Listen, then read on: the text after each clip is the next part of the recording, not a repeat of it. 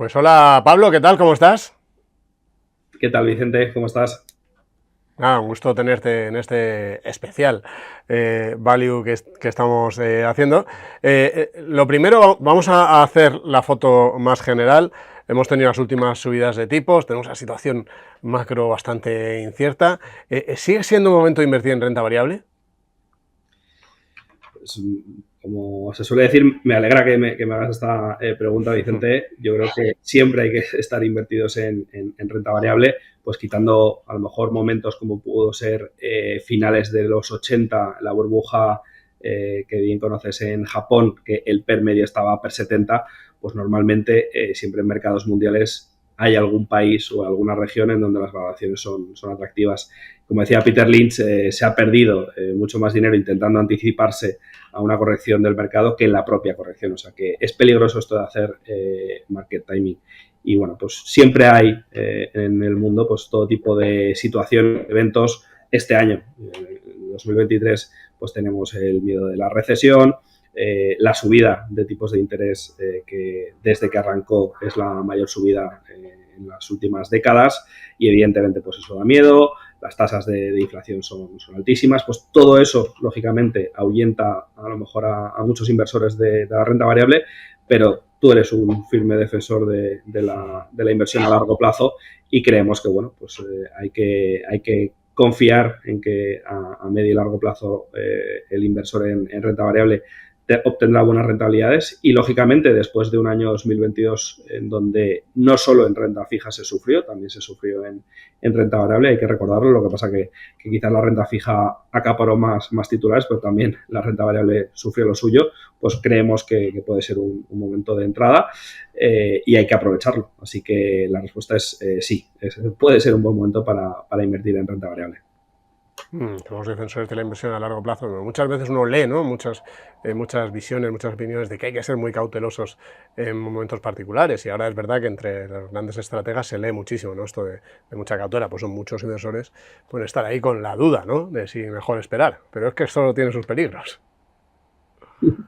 Sí, al final es que nadie sabe qué va a pasar y de hecho precisamente lo que ha sucedido en los últimos años con respecto a tipos de interés, te das cuenta de que los propios protagonistas, es decir, la Reserva Federal, no tiene una hoja de ruta y esa hoja de ruta va cambiando. O sea que intentar adivinar eso es realmente una pérdida de tiempo. Este fin de semana que fue la conferencia anual de Berkshire Hathaway que tanto nos gusta, Vicente, Warren Buffett es el mejor inversor de la historia y siempre dice, yo no le dedico ni 5 minutos al año a intentar adivinar qué va a hacer la Fed ni cuáles van a ser las expectativas un poco macro.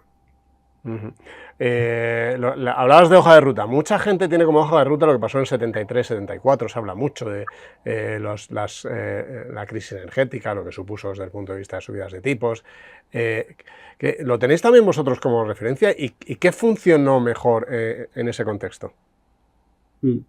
Pues sí que pensamos, Vicente, que efectivamente ese periodo justo en donde se produjo pues la crisis del petróleo, yo ni siquiera había nacido, digamos que ese contexto de principios de los años 70 se asemeja un poco a lo que estamos viendo ahora. Tenías una crisis energética, hay que recordar que los precios del petróleo en apenas unos años se multiplicaron por 10. Los tipos de interés en ese mismo periodo con el mandato de Paul Volcker subieron hasta el 20%, que hoy en día pues, nos parece una auténtica barbaridad.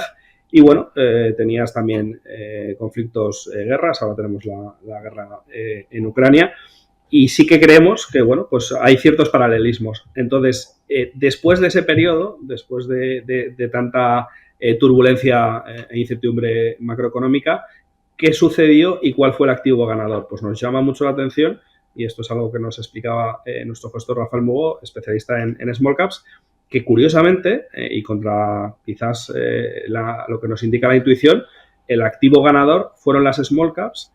Y fíjate, Vicente, que entre el año 75 y el año 81 obtuvieron una rentabilidad anualizada, es decir, todos los años, del 42%.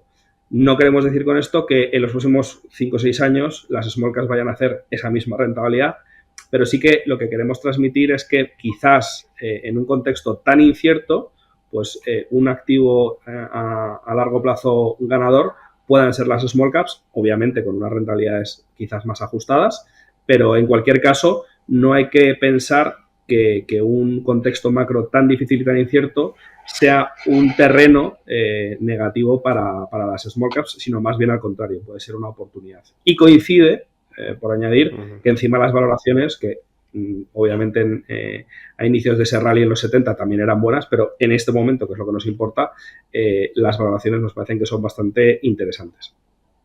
Hay un tema que hace que las valoraciones sean más interesantes, es que en un momento esto, en un principio lo que sugiere es vete a compañías grandes, donde va a haber menos problemas, que la subida de tipos desemboque en problemas de financiación y operativa de negocio, y claro, la narrativa del mercado ahora es esa, ¿no? Es más compañías grandes que te dan más seguridad, eso deja precios que quizás sean la base de esa mayor atractivo por valoración, ¿no? Sí, efectivamente. Yo creo que es un poco contraintuitivo, pero no porque una compañía sea pequeña tiene un futuro más incierto, es más peligroso invertir en un contexto de recesión, aunque pueda costarle más al inversor, lo que hay que estudiar es un poco la historia, y la historia nos indica que no necesariamente esto es el caso. Además de small caps, ¿qué sectores pensáis que lo pueden hacer bien? ¿Qué tipo de inversión en este contexto? En términos sectoriales, Vicente, nosotros venimos defendiendo desde hace ya bastante tiempo intentar tener carteras blend. Como sabes, nosotros nos definimos como una gestora value, que al final el value, dependiendo a quién le preguntes, pues es una cosa u otra. Es como si le preguntas a alguien qué es España, pues vas a encontrar 47 millones de respuestas. Pues para nosotros el value es una forma de invertir que está basada en el análisis fundamental. Entonces, dentro de eso, nosotros queremos tener una representación de todo tipo de compañías. Ahora bien, ni vamos a tener compañías value en donde a lo mejor la industria entera está per 3, ni tampoco vamos a tener compañías growth en donde son empresas que no ganan dinero. Queremos tener compañías que a lo mejor el mercado cataloga como growth, pero siempre a valoraciones razonables, es decir, que nunca vamos a pagar más de per, no sé, 30 por una compañía, por muy buena que sea. Y eso, al final, lo que se refleja en las carteras es una diversificación sectorial bastante interesante. Y, de hecho, llama la atención que en nuestras estrategias, y concretamente en el universo de small caps, pues tenemos compañías industriales que quizás se asemeja más pues, a una inversión value más tradicional, pues que estás viendo unos activos tangibles y estás invirtiendo pues cuando el precio sobre valor contable está por debajo de 1 a lo mejor, pero también tenemos sectores como puede ser tecnología, medios e internet, en donde a lo mejor pues tienes unas tasas de crecimiento más interesantes, pero como bien decía, siempre con unos múltiplos más ajustados. Entonces, hoy en día tenemos un poco de todo a nivel sectorial y nos gusta que eso sea el caso, es decir, tener una buena diversificación, porque eso es lo que nos permite que de repente un año en donde a lo mejor el estilo growth funciona peor, no te va terriblemente mal, pero tampoco estás sufriendo la travesía en el desierto que han sufrido algunos inversores value esta última década, como sabes, porque el growth tiró durante mucho tiempo. Si no tenías un perfil, algún tipo de idea con un perfil a growth estos últimos 10 años, pues claro, te has quedado muy rezagado. Si has invertido en algunas de esas compañías growth, pero las que ganaban dinero y las que tenían, digamos, una valoración más ajustada, que al final, pues en el universo de small caps, otra cosa no, pero hay ideas de inversión para aburrir, por eso no nos gusta tanto, porque al final hay miles y miles y miles de compañías. En las compañías grandes, pues claro, es mucho más difícil encontrarte una que crece y que tenga un múltiplo más ajustado. En las compañías pequeñas sucede porque pues, fundamentalmente están menos analizadas. Entonces, eso es un poco lo que nos gusta en estos momentos y por eso, pues, por ejemplo, a 3 años, nuestra estrategia es de las mejores de su categoría, porque han sido años en los que solo lo has hecho bien un año u otro si tenías un estilo muy marcado. Si tenías un estilo blend, ha sido un poco más consistente, que al final el inversor yo creo que es lo que busca, consistencia en las estrategias. Sí que es cierto que es difícil y no hay ningún tipo de garantía por tener carteras blend que vayas a obtener más consistencia, pero sí que creemos que, digamos, ese recorrido, ese camino que recorren los inversores con con la estrategia en la que están invertidos, pues es un poquito más suave en términos de volatilidad.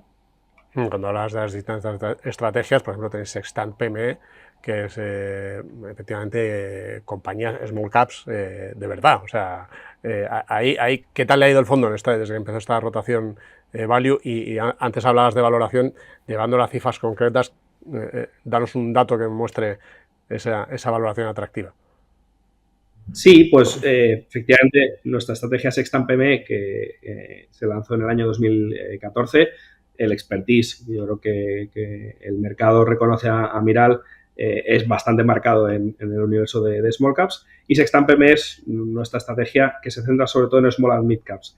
Quizás lo más llamativo en términos de características del fondo es que es realmente small, es decir, que un peso muy significativo del fondo está en compañías de incluso menos de 500 millones. En términos de rentabilidad, Vicente, year to date, que bueno, es un poco anecdótico porque es poco tiempo, está en torno del 3,5%. A 3 años hay que matizar esto, que evidentemente por, digamos, la recuperación en V, la rentabilidad acumulada a 3 años es de un 65%, que es muy buena. Y bueno, pues en términos de rentabilidad, que yo creo que es lo más importante, ¿cuál es la rentabilidad anualizada desde el lanzamiento? Que al final es, pues cuanto más track record tengas, tanto mejor. Es un 10,5% anualizado, es decir, que es una rentabilidad de doble dígito. Y eso nosotros creemos que es lo más importante. Oye, pues con el histórico más amplio del fondo es una rentabilidad de doble dígito. Que al final, y evidentemente, no lo he mencionado, pero es una estrategia que ha batido su índice de referencia ampliamente y eso nos parece que es como el mínimo requisito indispensable que siempre los inversores que nos están escuchando deben de exigir a las estrategias. Oye, por lo menos invertir en estrategias que batan a su índice de referencia. Sí que es cierto que rentabilidades pasadas no garantizan futuras, pero bueno, si tienes un proceso de inversión, si tienes una filosofía de inversión que más o menos mantienes de forma muy marcada a largo plazo, pues en principio la rentabilidad que has obtenido o el alfa que has generado en el pasado, fundamentalmente en nuestro caso, como te digo, Vicente, es por un tema de flexibilidad, que realmente podemos invertir en capitalizaciones muy pequeñas y que al final el universo de small caps en Europa, pues nos parece que sigue estando muy mal cubierto. Por darte un ejemplo, en torno al 80% de las compañías que forman parte de Sextant PME, hay 5 analistas o menos cubriendo esas compañías, digo casas de análisis, no analistas nuestros, cuando la media en el CAC 40 o incluso en el Eurostoxx 50 es en torno a 25-30 analistas. Es decir, que realmente la cobertura de análisis de las compañías que forman parte de nuestra cartera es muy, muy baja. Y además, quizás en un contexto de recesión, otro elemento que nos parece que es bastante positivo para esta estrategia, es que 2 de cada 3 compañías que forman parte de nuestra cartera en estos momentos, el 66% del fondo, son compañías que tienen caja neta. Eso contrasta con los índices, que a lo mejor es en torno a un 20-25% de las compañías que forman los índices europeos tienen caja neta, nos da bastante tranquilidad. Así que, bueno, pues en los últimos años la rentabilidad ha sido buena, pero sobre todo lo que nos parece más interesante es que por un tema de valoraciones estamos en uno de los 3 mejores momentos en términos de price to book del índice para invertir en small caps europeas. Estaba viendo en la ficha del fondo Finet, bueno, Morningstar da categorías por tamaño y según los datos de Morningstar, que el 63% de la cartera está en microcaps y 28% Sí. en small cap, o sea que ya te da una dimensión efectivamente de compañías pequeñas. Pablo, para terminar, fíjate, comentabas esas rentabilidades, tanto a 1 como a 3 años, incluso desde el lanzamiento. A mucha gente cuando ve rentabilidades tan buenas dice, a ver si me he perdido ya la fiesta, a ver si aquí ya a partir de ahora no va a haber buenas rentabilidades. ¿Qué le responderías desde ese punto de vista? Si sigue siendo el momento de este tipo de empresas. Excelente pregunta y lógicamente algo de lo que siempre debe de recelar el inversor, si ya se ha perdido la rentabilidad. Pues fíjate, Vicente, que en los últimos 5 años el índice prácticamente no ha hecho nada. Es decir, que la categoría está tan castigada que tanto en flujos como en rentabilidad ha sido un periodo bastante flojo, con lo cual nosotros pensamos que el punto de entrada por valoraciones es muy interesante La robustez de la cartera nos parece que es muy interesante. Como te decía, pues 2/3 partes de las compañías que tenemos en cartera tienen caja neta, el PER medio es bueno, la mayoría son líderes mundiales o regionales, que eso es otro aspecto que nos parece muy, muy interesante. Pues nos contaba el gestor Rafael Mugo, que estuvo de roadshow aquí hace unas semanas por España, que, por ejemplo, una compañía que tenemos en cartera se llama Jacket Metal, pues en el año 2008, precisamente por tener caja neta, se pudo comprar una compañía rival que le permitió comprar una empresa que era 5 veces más grande que ella, gracias a tener caja, porque esa empresa estaba en problemas. Entonces, el tener caja neta en un contexto de recesión nos da mucha tranquilidad, y sobre todo la experiencia de las compañías de haber superado las recesiones. El que es líder es una evidencia, es una obviedad, pero el que es líder lo es porque ha superado bastante bien otras crisis. Entonces, todos esos aspectos nos parece que son bastante interesantes, y como te decía, por flujos desde hace 5 años el dinero no ha vuelto, y eso se ha reflejado en que en términos de rentabilidad la categoría lo ha hecho francamente mal. Entonces, estamos en uno de los periodos de mayor underperformance de las small caps versus las large caps europeas, y el inversor no debe tener miedo a las small caps. Hay que, digamos, desmitificar todos esos miedos que hay con respecto al universo de small caps. A largo plazo, si no estás en small caps, estás dejando, digamos, una rentabilidad muy interesante encima de la mesa. Las small caps a largo plazo son más rentables que las large caps. Esto lo sabe todo el mundo, pero yo creo que la gente se olvida, y hay que recordarlo. O sea, que el no tener small caps en cartera es un coste de oportunidad grande. Sí que es cierto que la mayoría de la gente pues quiere tener una posición no dominante en small caps. Es decir, si tú tienes en renta variable el 50% de tu cartera, pues no vas a tener ese 50% en small caps. Pero sí que creemos que debería de pesar más en las carteras. Ahí los inversores, deben de ir de la mano de buenos asesores o utilizar herramientas como es el caso de Finex para decidir cuál es el peso adecuado, pero claramente merece la pena incrementarlo. Bueno, pues ahí iremos siguiendo, ¿no? Desde luego, estas ideas, que es verdad que el mercado no ha primado mucho últimamente, como las small caps europeas, en este contexto, ¿no? en el que estamos. Así que, nada, muchísimas gracias por tu tiempo, Pablo.